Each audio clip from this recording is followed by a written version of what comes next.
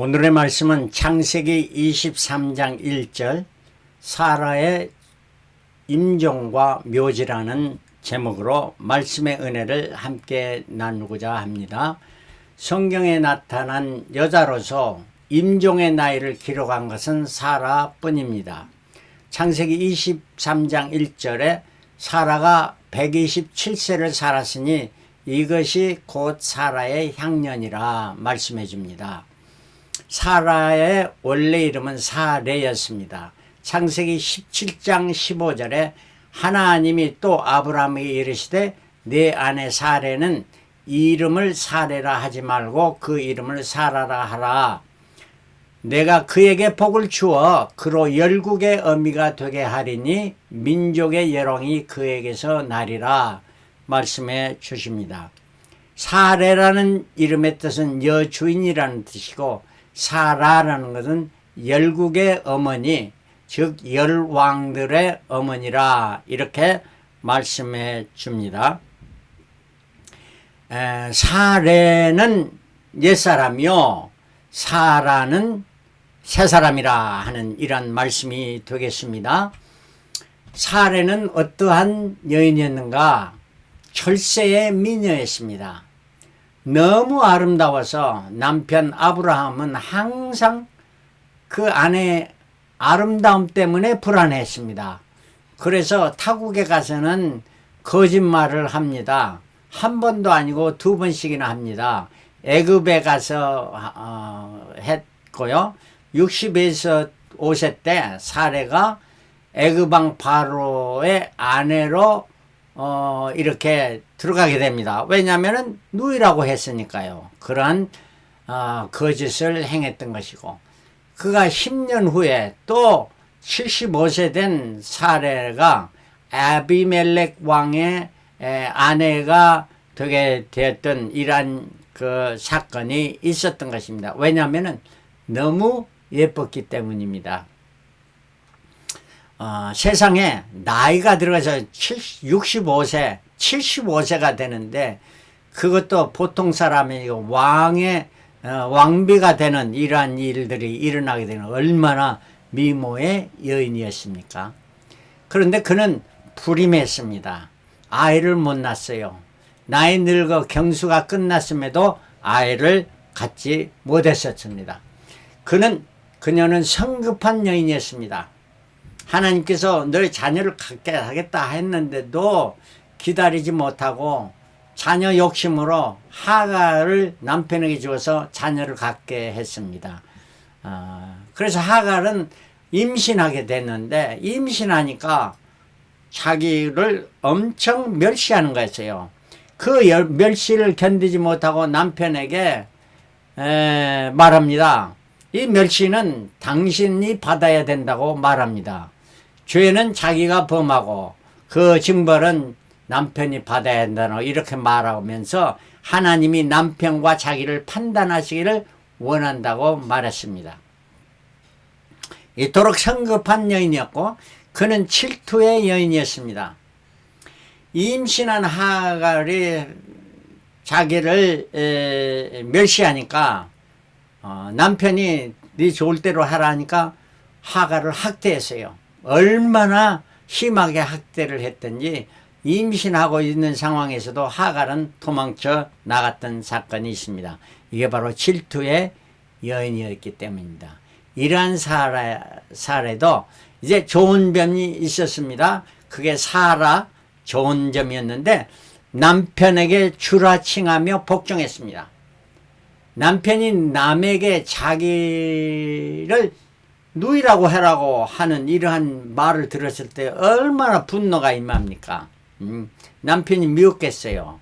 그럼에도 불구하고 한마디 말도 안 하고 그대로 순종했습니다. 그리고 남편을 주라고 Lord라고 말하고 순종했다는 거예요.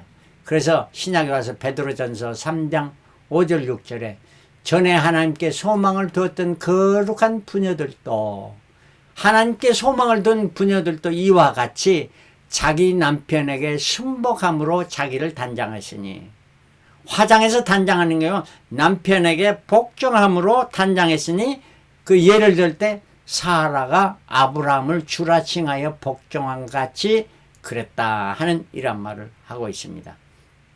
참 순종의 본을 보이는 사라였던 것입니다. 두 번째로 사라는 결단의 여인이었습니다.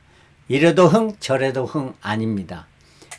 이스마엘이 자기 아들 이삭을 초롱하는 것을 목격하고 사라는 아브라함에게 이 종의 아들은 내 아들 이삭과 함께 기업을 얻지 못하리라 말하며 저들을 쫓아내라.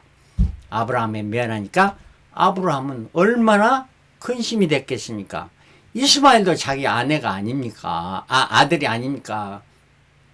그런 근심하니까 하나님이 아브라함에게 아내 사례 말을 들어라. 사례 편을 들어주었습니다. 그래서 쫓아냈어요. 다음날 아침 일찍이 쫓아냈어. 간단히 먹을 것만 해서 마실 것만 줘서 내보냈습니다. 갈라디아 4장 30절에 그러나 성경이 무엇을 말하느냐 계집종과 그 아들을 내어 쫓으라. 계집종의 아들이 자유하는 여자의 아들로 더불어 유업을 얻지 못하리라 말합니다. 하갈은 계집종입니다. 경을 하는 건 억압을 받는 자, 이런 자죠. 그러나 자유하는 자, 이는 사라였어요. 자유하는 자, 그 아들 이삭. 그러니까 이스마엘과 이삭이 더불어 유업을 함께 같이 유업을 얻지 못한다 이렇게 말합니다. 더불어, 우리말에 더불어 좋은 말 같으나 선과 악은 더불어가 안 되고 억압과 자유는 이게 더불어가 안 된다는 거예요. 분명한 우리는 자유예요. 자유인이에요. 왜 자유냐? 예수 그리스도로 하면 우리의 모든 속박은 사라지고 주 안에서 자유함을 얻는 자유인이 된 거예요. 이 자유를 다시 억압으로 한다? 이거는 말이 안 되는 말이라는 거예요. 그래서 함께 할 수, 더불어는 안 되는 거예요. 선과 악은 공존할 수가 없고 또 진리와 비진리는 공존할 수 없고 공산주의와 자유주의는 공존할 수가 없는 거예요. 이걸 우리는 분명히 알아야 되는 거예요. 성경도 그렇게 말해주고 있습니다. 세 번째로 그는 현숙한 어머니여서 아주 어머니의 본을 보였어. 창세기 24장 67절에 이삭이 리브가를 인도하여 모친 사라의 장막으로 들이고 그를 취하여 아내를 삼고 사랑하였으니 이삭이 모친 상사 후에 위로를 얻었더라. 사라가 이삭을 낳을 때는 90세였습니다. 사라가 임종할 때는 127세였으니까 그 아들과 함께 사랑하는 아들과 함께 사는 기간이 37년이에요. 그때까지 결혼을 않고 있었어요. 37세가 됐는데 결혼 안 하고 하는 사라의 마음은 얼마나 아팠습니까?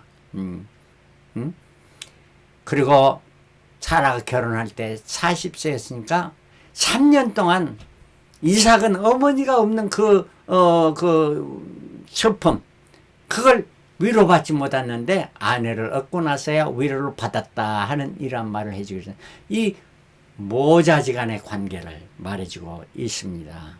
현숙한 여인이었어요. 네 번째는 참신앙의 여인이었습니다.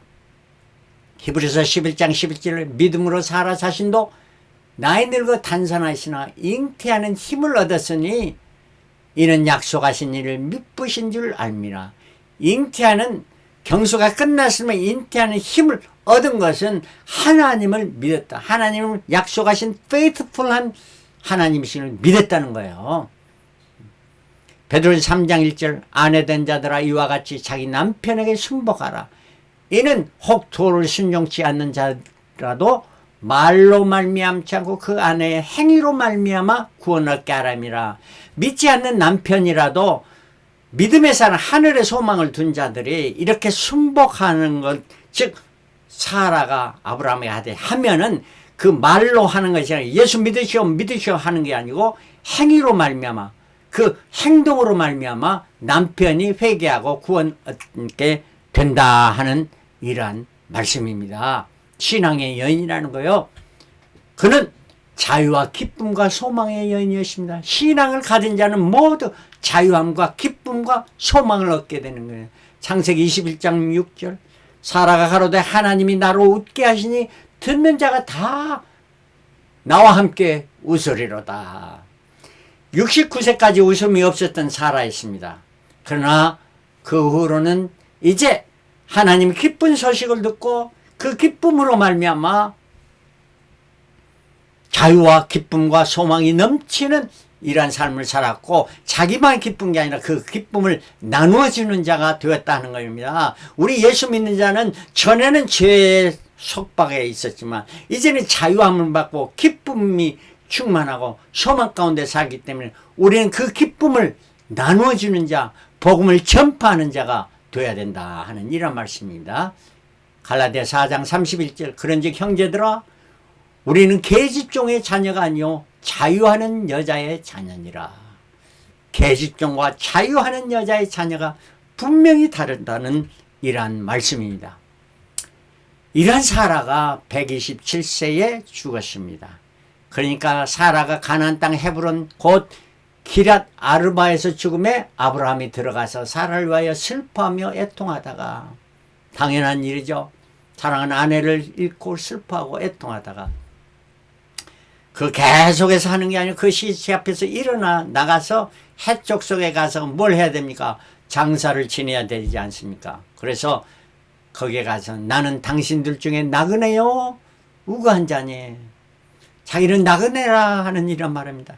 성경이 최초로 나타난 나그네라 말입니다. 아브라함이 한 거예요. 아브라함이 나그네라.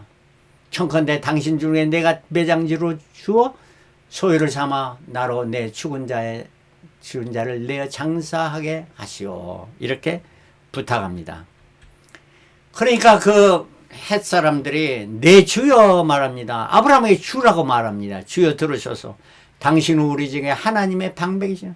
당신은 하나님의 사람입니다. 모범된 사람입니다. 바로 우리 묘실에서 좋은 것을 택하여 당신의 죽은 자를 장사하게 하소서.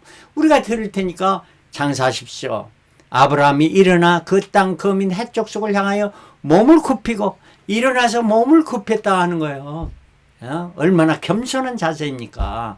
우리 이 겸손한 자세를 본받아야 돼요. 내 말을 듣고 나를 위하여 소할의 아들 에브론에 구하여 그로 그 반머리에 있는 막벨라 굴을 내게 주게 하되 중가를 받고 그 굴을 내게 주소서. 당신들 중에 내 소유 매장지가 되게 하기를 원하나이다. 페이를 하겠다 이런 말.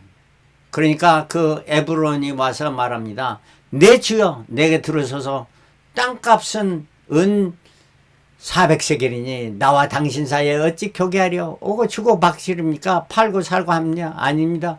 당신 죽은 자를 장사해서 사용하십시오 하니까 아브라함 그 말을 하고 몇 번이나 실갱이를 벌이다가 내가 패하겠습니다 해가지고 아브라함이 에브론에게 은 400세겔을 주고 그 땅을 사고 사라를 막벨라 굴에 장사했습니다. 이것이 바로 이 사진이 바로 지금까지 전해오는 막벨라 굴입니다. 이 막벨라 굴에 누가 장사됐느냐? 물론 사라가 장사되었습니다. 그리고 49장 30절 아브라함 그 안에 사라가 거기 장사됐고 그러니까 똑같이 막벨라 굴에 장사는 이삭과 그 아내 리브가도 거기 장사되었고 또 내 아내 레아를 그곳에 장사했노라. 야곱이 첫 아내 레아도 그것에 장사됐으니까 야곱이 애굽에서 그 마지막 삶을 살면서 부탁합니다. 나를 그곳에 장사 지내라 하니까 요셉과 그 모든 자손들이 그를 가나안 땅으로 메어다가 마므레 앞 막벨라 밭굴에 장사했으니 그러니까 아브라함, 이삭, 야곱 이 셋의 부부가 다 막벨라 굴에 장사되었던 것입니다. 이 땅은 아브라함이 사서 구입한 땅이죠. 자, 그런데 성경에 다른 땅이 나타납니다. 야곱이 구입한 땅도 있습니다. 창세기 33장 18절에 야곱이 밧단 아람에서부터 평안히 가나안 땅 세겜성에 이르러 성 앞에 그 장막을 치고 그 장막 친 밭을 세겜의 아비 함몰 아들들의 손에서 은 100개로 샀다. 은 100개로 사고 라고 했는데, 이 땅이 나중에 여호수아와 갈렙 이 이스라엘 백성이 가나안에 들어가서 여호수아가 그곳에 가가지고 이야기한 마지막 내용인데, 여호수아 24장 32절에 이스라엘 자손이 애굽 땅에서 이끌어낸 요셉의 뼈를 세겜에 장사했으니, 이스라엘이 나올 때 요셉의 뼈를 가지고 같이 출애굽해가지고 야곱이 세겜의 아비 하몰의 자손에게서 근 100으로 주고 산 땅이라 그것이 야곱 자손의 기업이 되었더라. 요셉 자손의 기업이 되었더라. 요셉 자손의 기업이 된 땅이 바로 뭐냐면은 그 세겜의 땅이었다 하는 거예요. 그런데 여호수아는 누구의 후손이었냐? 요셉 자손의 후손이었던 것입니다. 네. 자, 그래서 두 땅을 샀죠. 아브라함은 막벨라 굴을 샀고요. 야곱은 세겜성을 샀습니다. 그래서 유다 족속들은 이 막벨라 굴이 있는 남방을 이렇게 땅을 차지했고요. 북방은 요셉의 후손들이, 요셉의 두 아들이 므낫세와 에브라임입니다. 므낫세가 큰아들, 에브라임이 둘째 아들인데 그들이 이 북방의 땅을 차지했던데 그 중심이 바로 세겜 땅이었어요. 그 세겜에 바로 요셉이 장사 지내졌고요. 막벨라굴에는 아브라함과 이삭과 야곱의 부부가 이렇게 장사 지내진 것입니다.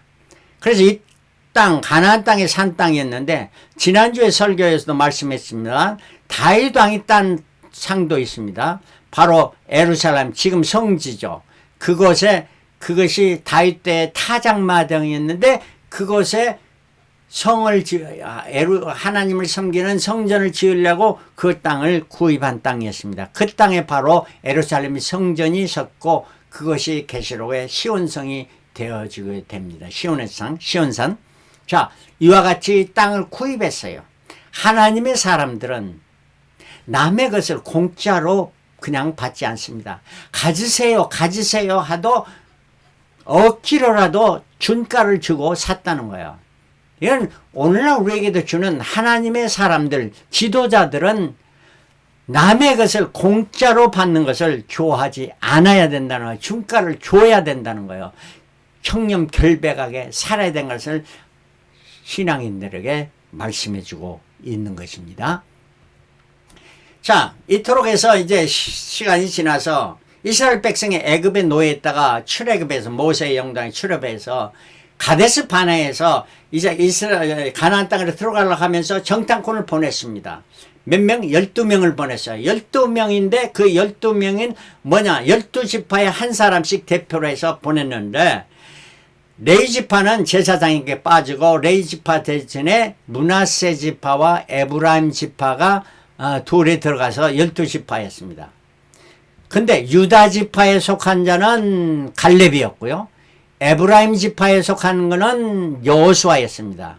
그래서 전에 말했죠. 바로 여호수아의 후손들은 요 북방구 요셉의 세겜성을 중심으로 해서 유다의 후손들은 바로 헤브론을 중심으로 해서 이렇게 했는데 다 자기들의 초상이 묻힌 것이었다 하는 이런 말씀입니다.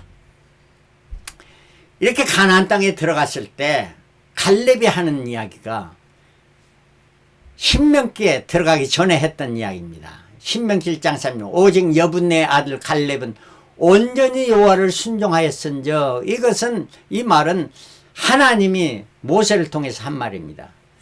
그는 그것을 볼 것이요 그것은 저 가나안 땅을 볼 것이요 그가 밟은 땅을 내가 그와 그 자손에게 주리라 하셨습니다.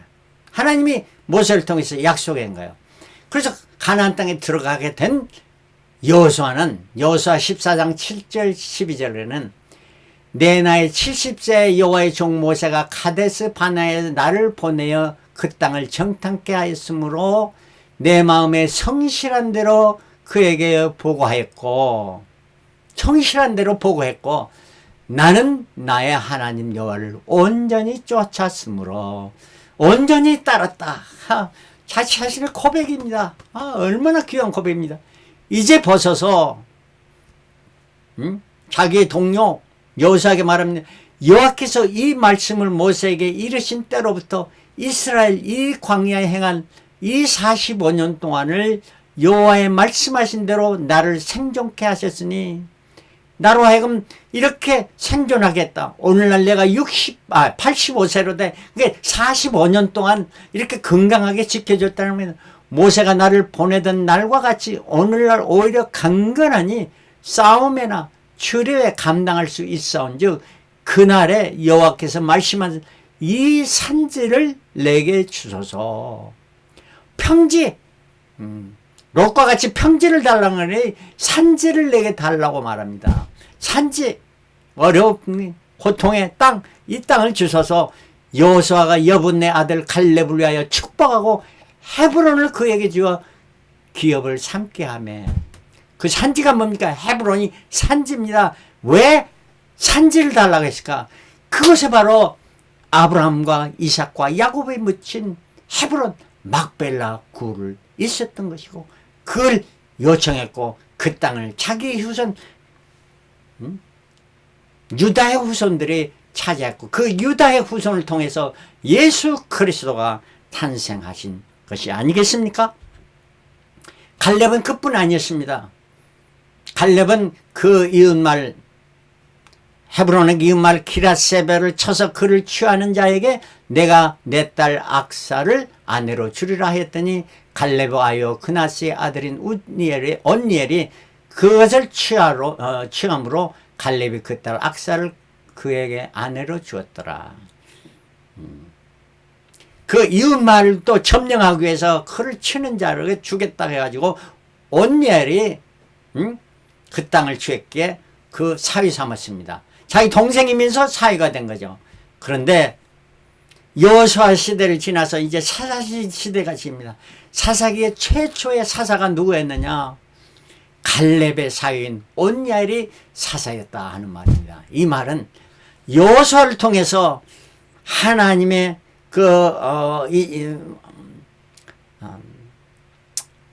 이삭의 후손을 통해서 나온 그 후손이 요셉의 후손이 아니고 유다의 후손을 통한, 갈렙의 후손을 통한, 이러한 후손을 통한 이러한 역사가 진행되었다 하는 이러한 말씀입니다.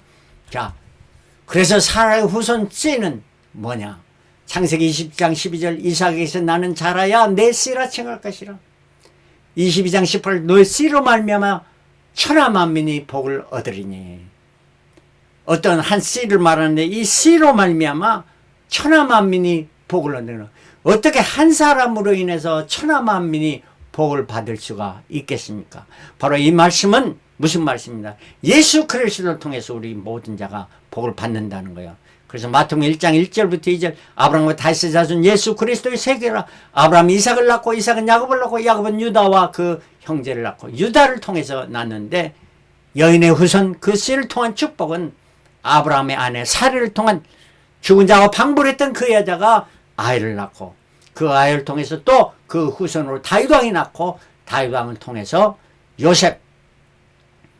요셉의 아내 마리아, 정혼한 사이지만 사내를 알지 못했던 마리아, 동정녀 마리아였습니다. 성령으로 잉태해서 예수 그리스도를 낳으심으로 말하는 그 예수 그리스도를 통해 우리 천하 만민이 복을 받는 축복을 얻게 되고, 이 땅에서 축복뿐만 아니라 영원한 세계를 얻는 축복을 얻게 되었던 것입니다. 할렐루야! 이러한 축복을 누리는 자가 되는, 어떤 자가 되느냐?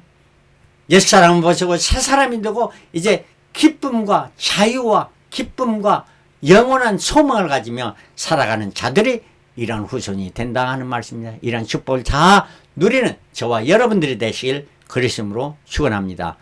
할렐루야. 아멘.